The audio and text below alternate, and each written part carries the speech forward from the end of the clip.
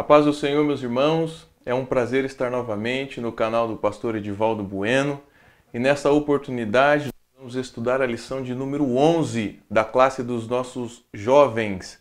E a lição de número 11 ela tem o tema Firmes na Verdade e na Graça de Deus.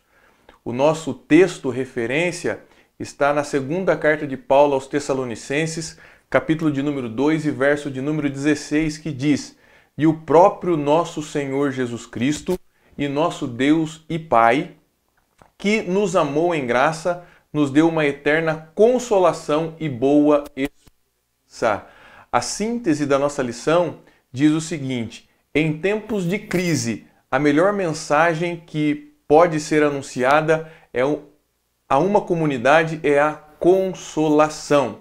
E nesta aula, nesse estudo, os nossos objetivos são três. O primeiro é reconhecer o ensino da Trindade presente no texto referente de 2 Tessalonicenses, mostrar as causas da firmeza espiritual de um cristão e, por último, o terceiro é refletir a respeito do consolo de Deus em nossas vidas. O tema me chamou muita atenção quando ele diz firmes na verdade e na graça de Deus. Então o cristão tem que estar firme na verdade. Que verdade é esta?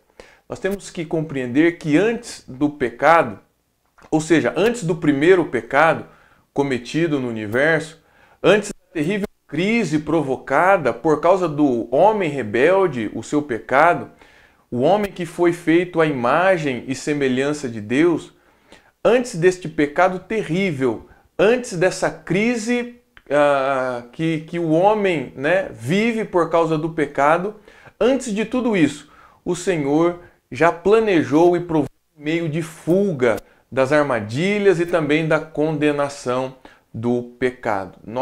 Deus já tem um plano, mesmo antes do primeiro pecado, mesmo antes do homem se rebelar, Deus já tinha arquitetado um plano para que o homem pudesse ser ou se tornar livre do pecado. Firmes na verdade. Então é nessa verdade que nós estamos firmes. Neste plano de Deus, mesmo antes de ter criado todas as coisas e mesmo antes de o homem cometer o primeiro pecado no universo. Também firmes na verdade e na graça de Deus. A graça de Deus é um ato de benevolência de um mediador. Esse mediador é o Filho de Deus encarnado, é Cristo. E Cristo ele se colocou entre o Deus ofendido, e essa ofensa era por causa do pecado do homem. Então o mediador, de forma benevolente, de forma amorosa, de forma bondosa, ele se colocou entre o Deus ofendido e a criatura pecadora e sem esperança, que é o homem. Então a graça é um ato de bondade, de amor incondicional de Deus para um homem pecador. Então, firmes na verdade, no plano de salvação de Deus e na graça de Deus, que é um ato de amor aonde Jesus Cristo ele se colocou no meio como um mediador, para que o homem pudesse dar as mãos novamente para Deus e esse ato de comunhão ser renovado. A nossa lição, em cima desse tema que nós falamos aqui, firmes na verdade e na graça de Deus, que nós explicamos um pouco, a nossa lição está baseada na carta que Paulo escreve ao 2 Tessalonicenses, do capítulo 2, do verso 13 até o verso de número 17. O primeiro tópico da lição, ele tem o seguinte tema: a ação da Trindade na vida do salvo. Então os irmãos sabem que a Trindade, os professores têm que deixar isso bem claro para os seus alunos, sabem que a Trindade é o Deus Pai, Filho e Espírito Santo. Cremos num só Deus subsistente em três pessoas, o Pai, o Filho e o Espírito Santo. E a Trindade, essa ação maravilhosa da Trindade, trabalhou para que o homem pudesse alcançar essa firmeza nesta verdade que é a graça de Deus. A Trindade trabalhou nesse propósito. O verso de número 13 de 2 Tessalonicenses, capítulo 2, diz assim, a parte A: mas nós devemos sempre dar graças a Deus por vocês, irmãos amados pelo Senhor, porque desde o princípio Deus os escolheu para serem salvos. Então o primeiro tópico aqui, ele diz eleitos pelo Pai. E o texto que nós lemos diz que nós devemos ser gratos a Deus, né? Devemos dar graças a Deus, ser gratos a Deus. Por quê? Porque desde o princípio Deus nos escolheu para sermos salvos. Que princípio é esse? Mesmo antes da criação de todas as coisas, como eu disse, mesmo antes do primeiro pecado, Deus já planejou, já nos escolheu, já nos separou para a salvação. Isso é maravilhoso porque nós entendemos com esse contexto que nós não temos méritos nenhum para alcançar a salvação. O homem não tem nada para oferecer a Deus que possa trazer a comunhão entre Deus e o homem novamente. Nós não temos nada para oferecer para o Senhor para que nós possamos alcançar a salvação. Nós fomos eleitos por causa do plano redentor que está na pessoa de Jesus Cristo.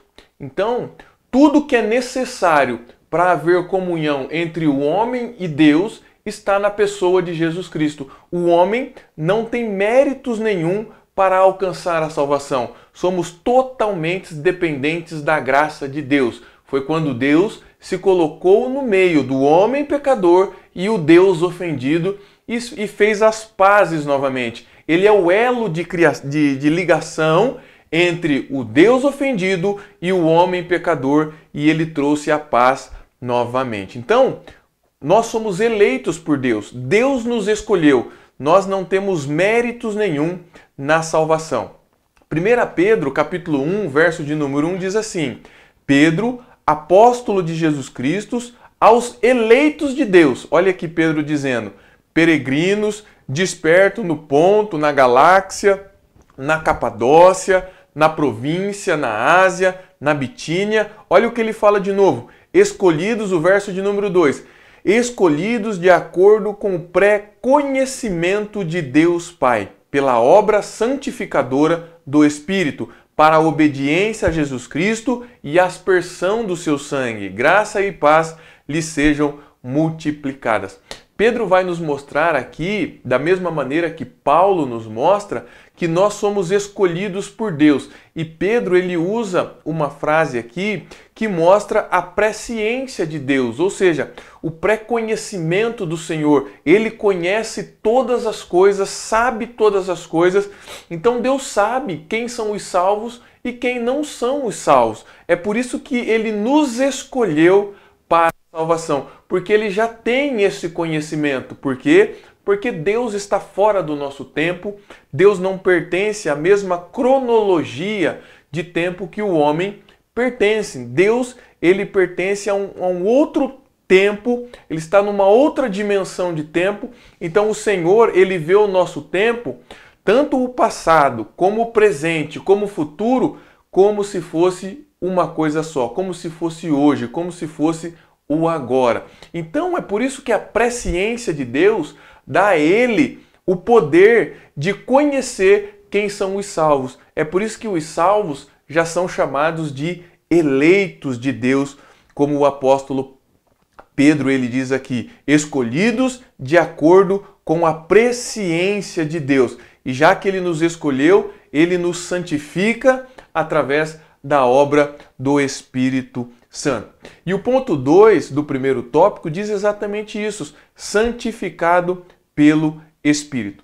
Então os irmãos aqui, os nossos professores da classe dos jovens, têm que deixar bem claro que o primeiro tópico dessa lição, nós temos que mostrar a ação da Trindade para mostrar a obra redentora que está em Cristo Jesus. A ação do Deus Pai, Filho e Espírito Santo trabalhando para prover, né, a salvação, os meios de salvação, ou o meio de salvação, né, o único meio é Cristo Jesus, para que o homem possa conhecer essa obra redentora. Então, o primeiro tópico aqui, o segundo tópico diz: santificados pelo Espírito.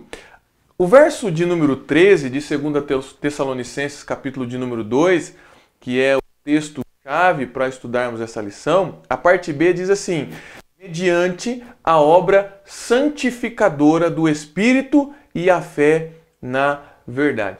Então, o Espírito Santo, irmãos, mediante essa obra de redenção que está na pessoa de Jesus Cristo, que nós mencionamos aqui, que Deus nos elegeu, antes da fundação do mundo, como Paulo diz aqui, como Pedro diz aqui, aliás, escolhidos de acordo com a presciência de Deus, Então nós somos escolhidos por Deus mediante essa obra, a esse plano que Deus já realizou, que está na pessoa de Jesus Cristo.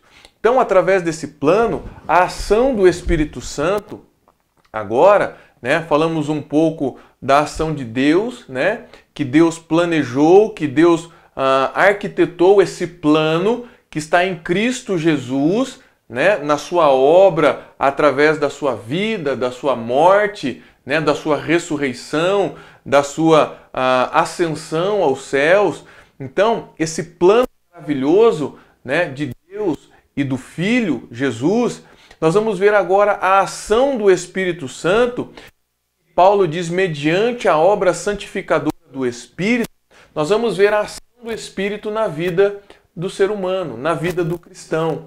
Porque o Espírito Santo é quem nos faz compreender toda a obra redentora que existe na pessoa de Jesus Cristo. É o Espírito Santo que nos faz compreender a obra redentora. Se você quiser anotar aí e ler até para que você possa discutir isso em classe com seus alunos, anote alguns versículos que eu vou mencionar aqui, que fala exatamente dessa obra santificadora no Espírito na vida do homem, através desse plano maravilhoso de Deus, através de Cristo cumprindo esse plano maravilhoso de Deus, que é a obra redentora, a sua morte, a sua ressurreição, a sua subida aos céus novamente.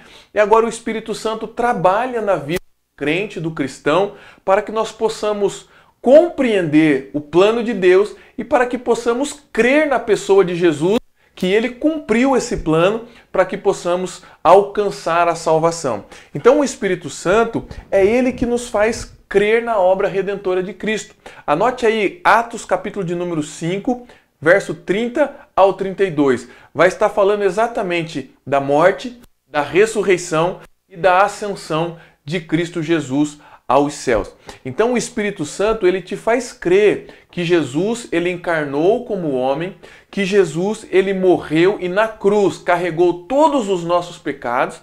O Espírito Santo te faz crer que ele ressuscitou ao terceiro dia e o Espírito Santo te faz crer que ele subiu novamente aos céus e hoje está à destra de Deus, ao lado de Deus. Então, e te faz crer também que ele virá para buscar a igreja para morar juntamente com ele nos céus. Então, toda essa obra maravilhosa, esse plano maravilhoso de Deus que se cumpriu em Cristo, irmãos, por si só nós não podemos crer, mas o Espírito Santo de Deus, ele nos faz crer na obra redentora. E mais do que isso, o Espírito Santo de Deus, ele nos convence do nosso pecado. O Espírito Santo de Deus, ele nos convence do nosso pecado. E que pecado é esse? Da incredulidade. Do pecado daqueles que não crê. O Espírito Santo nos convence do pecado da incredulidade. Nos convence da justiça na pessoa de Jesus Cristo. E nos convence do juízo de Deus também. Porque Deus, ele vai derramar o seu juízo sobre a terra. Isso está lá no Evangelho de João, capítulo 16 e verso de número 8. O Espírito Santo nos convence também de tudo isso. Além disso, de nos fazer crer na obra redentora, de nos convencer do pecado, da justiça e do juízo de Deus, o Espírito Santo também ele transforma o crente. E isso é maravilhoso, irmãos. Está lá em 2 Coríntios, capítulo número 3 e versículo de número 3. Isso é tão maravilhoso Porque às vezes nós ouvimos muitas pessoas dizer assim, olha, Deus transforma, Jesus transforma, o Espírito Santo transforma. E realmente o Espírito Santo nos transforma. Mas nos transforma em quê? Em que o Espírito Santo nos transforma? O Espírito Santo, ele transforma a minha e a sua vida, que somos crentes em Cristo Jesus, ele transforma o ser humano que crê em Jesus parecido com Cristo. É nisso que ele transforma. Ele transforma o homem para se parecer com o Criador, porque nós fomos criados à imagem e semelhança de Deus. E o pecado desconfigurou essa imagem, mas o Espírito Santo trabalha em nós para que essa imagem possa ser restaurada. Então, no que ele transforma? Ele nos transforma à imagem e semelhança de Deus. Nos transforma parecido com Cristo. Pensamos igual a Cristo, falamos igual a Cristo, testemunhamos igual a Cristo, vivemos igual a Cristo, praticamos obras semelhantes a que Cristo praticou, e isso é maravilhoso, é uma ação do Espírito Santo na nossa vida. Uma outra coisa que o Espírito Santo faz por mim e por você, e nós estamos falando aqui da obra da Trindade, né? Da ação da Trindade no que se refere à obra da salvação. E estamos falando agora da pessoa do Espírito Santo. Então o Espírito Santo, além de nos fazer crer na obra redentora, além de nos convencer do pecado, da justiça e do juízo, além de nos transformar, o Espírito Santo também ele nos fortalece. Está lá em Efésios, capítulo de número 3, verso do 16 ao 19. O Espírito de Deus nos fortalece, mas nos fortalece em quê e para quê? O Espírito Santo nos fortalece para crer nas revelações de Jesus, porque Cristo Jesus, ele se revelou a Cristo Jesus fez inúmeras promessas para o homem, e a maior delas está no campo da salvação do homem. Então o Espírito Santo nos fortalece para viver neste mundo, para viver nesta terra, para que nós possamos compreender as revelações de Jesus e ter esperanças nela e acreditar nelas, viver imbuído de viver no sentido de acreditar, no sentido de viver, no sentido de abraçar como a maior verdade para as nossas vidas. Uma outra coisa que o Espírito Santo faz, ele guia o crente. Lá em Romanos capítulo 8, verso de número 14, diz exatamente isso. O Espírito Santo nos guia, o Espírito Santo nos mostra o caminho, ele guia o seu andar, ele guia o seu falar, ele guia as suas práticas diárias. Tudo isso está na pessoa do Espírito Santo, trabalhando no crente para crer no tamanho do amor de Deus, no plano que Deus arquitetou e em Jesus Cristo, que cumpriu todo o plano de Deus na sua morte, ressurreição e também na sua subida aos céus e na sua promessa de um dia vir buscar a sua igreja. Uma coisa extraordinária que o Espírito Santo faz também na vida do crente, meus irmãos, é que o Espírito Santo nos ajuda a orar. E isso é tão maravilhoso, porque eu vejo tantas pessoas dizendo que tem dificuldade para orar, muitas pessoas dizendo que não tem tempo para orar, muitas pessoas que às vezes não diz nada, porém nós sabemos que não ora, não tem a prática da oração. É porque orar não é fácil, orar não é uma coisa que o homem deseja, o homem carnal deseja. Nós precisamos estar cheio do Espírito Santo de Deus. Por quê?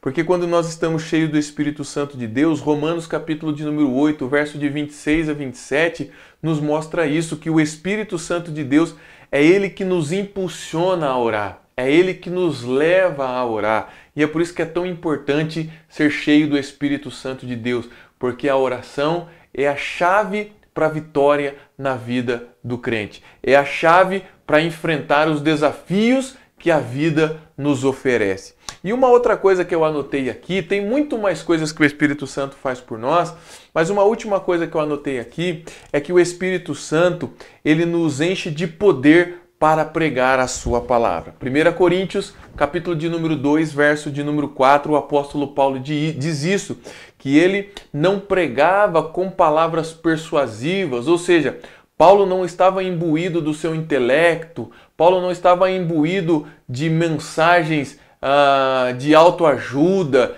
de mensagens que vinham agradar as pessoas, aquilo que elas queriam ouvir, aquilo que agradava o ouvido das pessoas. Muito pelo contrário. Paulo estava cheio do poder de Deus para pregar o Evangelho. E este poder de Deus era dado pelo Espírito Santo de Deus. É por isso que a mensagem de Paulo era poderosa, porque ele era cheio do Espírito Santo de Deus para pregar o Evangelho. E tudo isso daqui, meus irmãos, faz parte da vida do crente. O crente que é cheio do Espírito Santo, o Espírito Santo trabalha em tudo isso na nossa vida. Nos faz crer na obra redentora, nos convence do pecado, nos transforma, nos fortalece, nos guia, também nos ajuda a orar e nos ajuda a pregar a palavra de Deus. E o terceiro tópico aqui, do primeiro assunto que nós estamos tratando, ele fala o seguinte: vocacionado para a glória do Filho. Então, nós somos eleitos por Deus através da obra redentora de Cristo e através da ação do Espírito Santo, e nós somos vocacionados, nós somos chamados para a glória do Filho. A Bíblia diz que Cristo, ele é a primícia daqueles que dormem, ou seja, tudo aconteceu primeiro em Cristo, com Cristo, para que nós agora pudéssemos participar daquilo que Cristo participou quando esteve encarnado, quando morreu, quando ressuscitou e foi para o céu. Isso vai acontecer conosco também. Nós somos chamados para essa obra, né? Hoje nós estamos inseridos no reino de Deus, né? E se porventura Cristo não vier buscar a igreja e nós venhamos a falecer, nós vamos falecer, porém nós vamos ressuscitar também em Cristo Jesus quando Ele vier buscar a igreja. E para o mesmo lugar que Cristo foi, nós também vamos morar com Ele nos céus. O verso de número 14, né, de 2 Tessalonicenses, capítulo 2, verso 14, diz assim: Ele nos chamou para isso por meio de nosso evangelho. Paulo dizendo, a fim de tomarem posse da glória de nosso Senhor Jesus Cristo. Então o apóstolo Paulo está dizendo aqui à igreja de Tessalônica que nós somos chamados, tá? E o que nos chamou? O evangelho. Que evangelho? Essa obra redentora e maravilhosa, esse plano maravilhoso de Deus. Esse é o evangelho, né? Que anuncia um Cristo encarnado, um Cristo que morreu pelos nossos pecados, que anuncia um Cristo que ressuscitou, um Cristo que voltou aos céus, mas um Cristo que vai voltar para buscar a sua igreja novamente. E um Cristo que vai cumprir todos os seus planos para a humanidade e para todo o universo. Então, nós somos chamados por meio desse evangelho, a fim de tomarmos posse das promessas que esse evangelho nos oferece. O apóstolo Pedro, na sua primeira carta, no capítulo 1 e verso de número 5, ele diz o seguinte, que mediante a fé são protegidos pelo poder de Deus até chegar à salvação prestes a ser revelada no último tempo. Olha que coisa maravilhosa. O apóstolo Pedro diz que mediante a fé, né, que nós temos, somos protegidos pelo poder de Deus até alcançarmos ou chegarmos à salvação, que está prestes a ser revelada nos últimos tempos. Irmãos, a fé é uma coisa tão extraordinária, nós que somos vocacionados para a salvação, a fé é uma coisa tão extraordinária porque é através da fé, é através da crença em Cristo Jesus, dessa obra maravilhosa, que nós alcançamos todas essas promessas, inclusive a maior delas, que é a salvação. Só que a fé é algo que nós não podemos abandonar. A fé é algo que nós não podemos deixar de lado. Por quê? Porque é pela fé, é através da fé que tudo isso que eu mencionei, todo esse plano de Deus, toda a obra de Cristo Jesus, né, como o Filho de Deus encarnado, toda a ação do Espírito Santo na nossa vida, tudo isso só se torna realidade pela fé. É a fé que nos faz viver tudo isso. E se abandonarmos a fé, isso deixa de ser uma realidade na nossa vida. E a fé é tão poderosa que nós somos protegidos por Deus até chegar à salvação que está prestes a ser revelada. Então a fé coloca sobre nós a proteção de Deus. Mas proteção do quê? É a proteção, por exemplo, do diabo.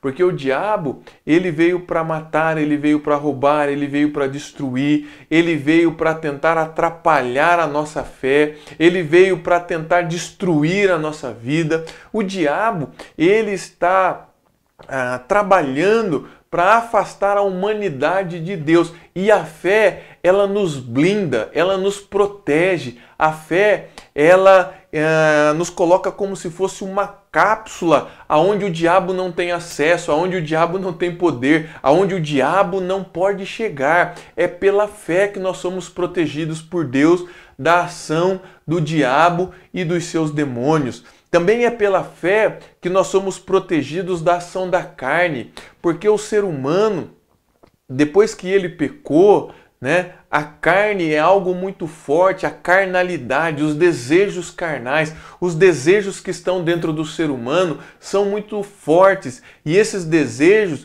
nos afasta de Deus, esses desejos nos faz pecar, esse desejo nos faz tomar ações e atitudes que desagradam a Deus. Mas a fé, ela nos protege de uma vida carnal. E isso é maravilhoso, irmão. Sabe por quê? Porque a fé nos enche do Espírito Santo de Deus. E quando nós somos cheios do Espírito Santo de Deus, a nossa carne se torna fraca, os desejos se tornam pequenos, porque a fé, ela coloca sobre nós o poder de Deus para nos proteger. Nos protege do mundo também. Olha que coisa maravilhosa, porque o mundo quer nos atacar, o mundo quer mudar a nossa mente, o mundo está pregando coisas terríveis, coisas que desagradam a Deus. O mundo prega que o divórcio é normal, o mundo prega que ideologia de gênero é uma coisa natural, o mundo prega que mentir em diversas situações é uma coisa boa, é necessário.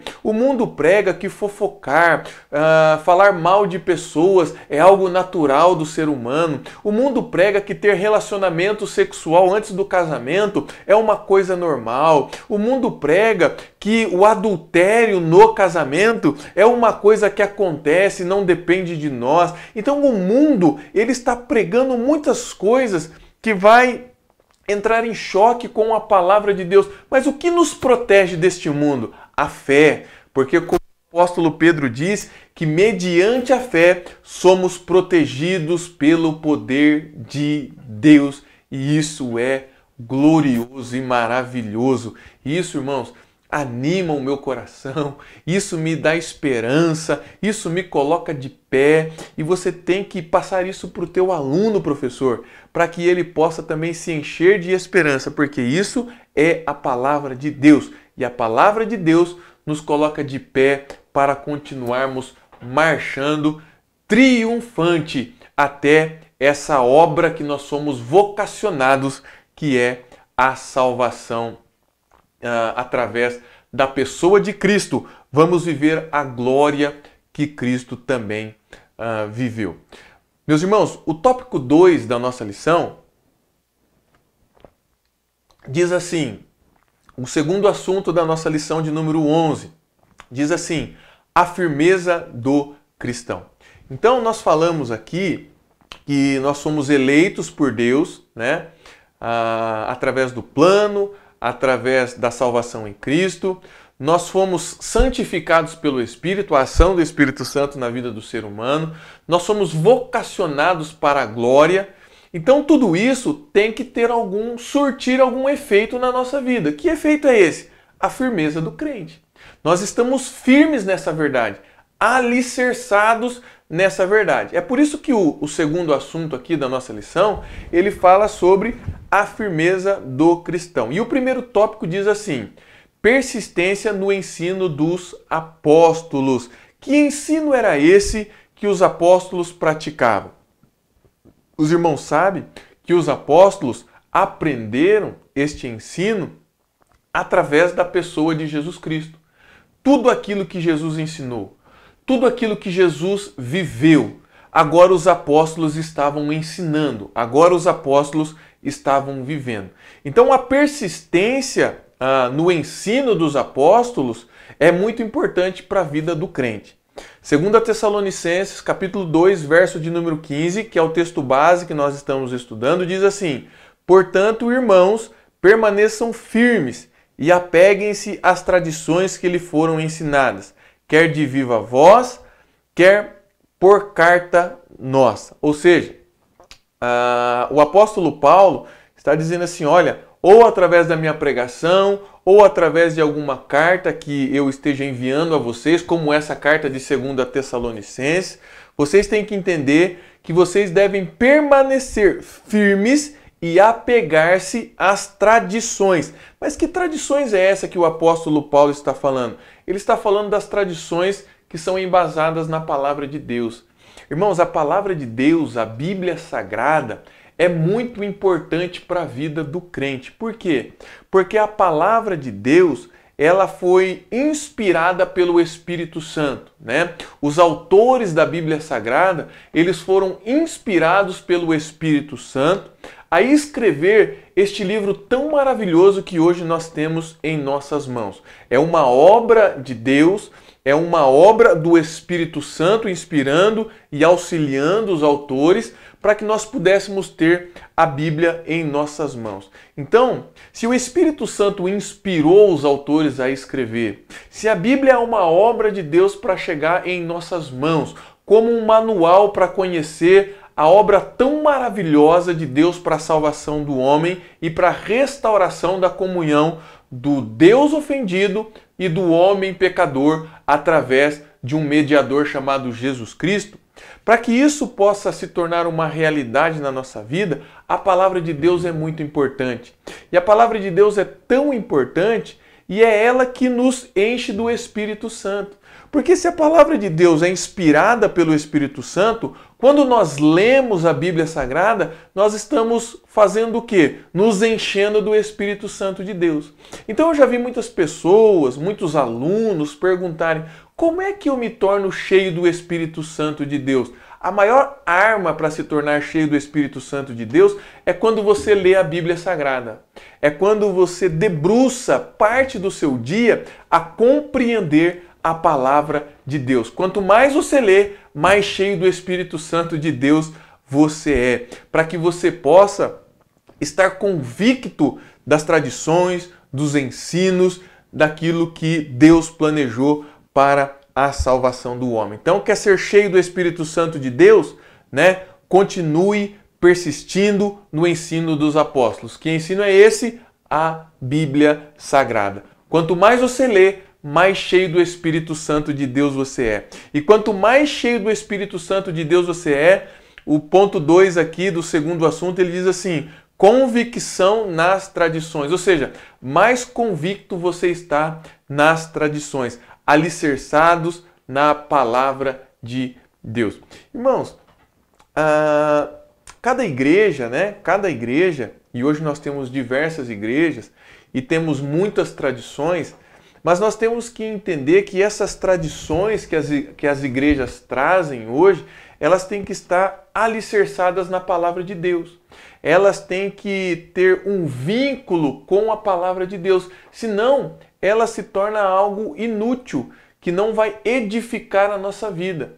Quando as tradições são pautadas na palavra de Deus, na ação do Espírito Santo, sempre vai edificar a igreja. Tá? Então, nós estamos convictos nas tradições. Que tradições são essas? As tradições que estão alicerçadas na palavra de Deus. Por quê? Porque ela gera no crente bons frutos. Bons frutos. E Salmo, capítulo de número 1, verso de número 2, diz assim: ao contrário, sua satisfação está na lei de Deus, e nessa lei medita dia e noite. Olha aí o salmista falando de uma tradição. Que tradição é essa? De ler a palavra, de conhecer a lei de Deus, de meditar nela dia e noite. Para quê? para que você possa ser cheio do Espírito Santo de Deus. E quando você é cheio do Espírito Santo de Deus, você gera bons frutos. Olha o que diz o verso de número 3 do capítulo do Salmo de número 1. E como árvore plantada à beira de águas correntes, dá o fruto no tempo certo, e suas folhas não murcham, e tudo o que ele faz prospera. Então o crente que medita nesta lei dia e noite, que tem prazer e satisfação na lei do Senhor, né? Ele é como se fosse uma árvore plantada junto à beira de um rio ou de um riacho de água corrente, aonde esta árvore é o crente, esta água corrente é o Espírito Santo de Deus. E o que essa água faz? Ela alimenta essa árvore, ela nutre essa árvore, ela fortalece essa árvore, e essa árvore tem vida, e essa árvore vai dar o fruto no tempo certo, e as suas folhas não murcham. Olha que coisa maravilhosa, uma árvore bela, uma árvore que tudo o que faz prospera. É você quando você medita dia e noite na lei do Senhor, é quando você tem prazer na lei de Deus, é quando a lei de Deus é conhecida por você e é demonstrada através das suas práticas no dia a dia. Você será como uma árvore plantada junto à beira das águas correntes. E isso é maravilhoso. Você vai começar a gerar bons frutos, a gerar frutos dignos de arrependimento, frutos que agradam a Deus. A sua obra vai ser confirmada por Deus. E o terceiro tópico do segundo assunto, que é a firmeza do cristão, fala exatamente isso. Confirmado em boas obras, né? Então o crente, meus irmãos, ele tem que dar bom fruto. Se o crente não dá bom fruto, a Bíblia diz que se torna uma árvore seca, uma árvore que não tem vida. E uma árvore que não tem vida, o próprio Jesus diz que vai cortar e vai lançar fora ou jogar fora, porque não serve para nada. Árvore boa dá bom fruto, então o crente, ele tem que dar bom fruto. E como nós mostramos que nós damos bons frutos? Através das nossas boas obras, através daquilo que você pratica no dia a dia. E é tão interessante que quando nós vamos lá para a carta aos Gálatas, capítulo de número 5, né, que fala sobre os frutos do Espírito, é interessante que é exatamente isso que o apóstolo Paulo está dizendo aqui, que o Espírito Santo trabalha em nossa vida, né? E essa água corrente que o salmista fala, que alimenta a árvore que é o cristão, para que dê um bom fruto no tempo certo, que as suas folhas não murcham e que ele sempre vai prosperar, são os frutos do Espírito na nossa vida. E o fruto do Espírito é algo que vai acontecendo, irmãos, de forma paulatinamente, ou seja, é algo progressivo, é algo que o Espírito Santo vai trabalhando e melhorando. Então o Espírito Santo vai colocando frutos em nossa vida. Então os frutos do Espírito, que o apóstolo Paulo fala e diz na sua carta aos Gálatas, está lá no capítulo 5, verso de número 22, que diz assim: mas o fruto do Espírito é amor. É tão interessante isso, que o amor, ele é a base para o fruto do Espírito. É por isso que o apóstolo Paulo começa por ele, o amor. O amor é a base para o fruto do Espírito, né? Como o apóstolo Paulo diz lá em Efésios, é como se o Espírito Santo pegasse Cristo e colocasse em nosso coração para fazer uma morada. E quando Cristo mora em nosso coração, nós começamos a produzir bons frutos. Por quê? Porque nós somos cheios do Espírito Santo de Deus. E os frutos do Espírito começam pelo amor, porque é o amor de Deus, de Cristo, que está morando em nosso coração. Então, esses bons frutos, o fruto do Espírito, tudo tem início pelo amor. Depois do amor, ele diz gozo, né? Esse gozo é a alegria. Então, através do amor de Cristo no nosso coração, nós temos alegria, ou seja, o amor nos faz exultar, nos faz ser alegres, né? Pode estar passando a maior tempestade na nossa vida. É claro que nós não vamos rir em todas as situações, né? Ninguém vai para um funeral dando risada. Ninguém está num hospital visitando um doente dando risada. Não é isso. Mas as circunstâncias do dia a dia não roubam a alegria que está dentro do nosso coração. É por isso que o amor de Cristo em nós nos faz exultar em alegria. É obra do fruto do Espírito. A paz também, que é um fruto do Espírito, que Paulo diz, ou seja, é o amor que está dentro de nós em repouso. Tudo que nós passamos, as tribulações da vida, as dificuldades, né? Tudo aquilo que se levanta, os problemas do dia a dia, nos faz ter paz. Que paz é essa? É o amor em repouso em nosso coração. A longanimidade, né? É o amor que suporta todas as coisas. Às vezes tem pessoas que nos fazem mal. Às vezes tem pessoas que, ao invés de procurar o bem, procuram o mal. Mas nós somos longânimos. O nosso amor, ele suporta essas coisas. Nós temos condições de amar até mesmo o nosso inimigo, como Jesus nos ensinou. Amém? Também o apóstolo Paulo fala da bondade. O que é bondade? É o amor em ação. É quando você coloca o amor de Cristo que está no teu coração em ação e você começa a trabalhar bondosamente. Você tem prazer em fazer o bem ao próximo. A fé também, que é um fruto do Espírito. Ou seja, é o amor no campo de batalha, né? Quando você tem fé, você não fica prostrado, você se coloca de pé e você começa a marchar. Você vive o dia a dia, você pratica todas as coisas pela fé, porque você sabe o seu destino, você sabe as promessas de Deus, você está alicerçado no plano e na obra redentora de Cristo. Então a fé, ela se coloca em ação como se estivesse no campo de batalha. A mansidão também é um fruto do Espírito, né? É o amor sob disciplina. Nós aprendemos a ser manso, a suportar, a aprender a viver com a perda. Às vezes nós estamos certos em alguma situação, mas por causa do amor e da mansidão do Espírito Santo na nossa vida, nós pagamos o preço. Às vezes nós deixamos a pessoa que está errada sair como certa por causa do amor. E tudo isso é o Espírito Santo trabalhando na nossa vida. É a confirmação das nossas boas obras, o domínio próprio, que é um outro fruto do Espírito, que é o amor sendo treinado. Por quê? Nós temos que dominar, porque às vezes nós temos uma personalidade forte, às vezes nós somos explosivos, às vezes nós queremos fazer tudo do nosso jeito, da nossa maneira, e às vezes essa não é a melhor situação, mas o fruto do Espírito, ele dá a nós o domínio próprio, né? O fruto do Espírito trabalha em nós para que nós possamos ter a mente de Cristo, as práticas de Cristo. Então, é o amor de Cristo em nós nos treinando para viver melhor em sociedade. Tudo isso confirma as nossas boas obras. Irmãos, bons frutos, bom testemunho. Amém? Então, a conclusão da nossa lição, né?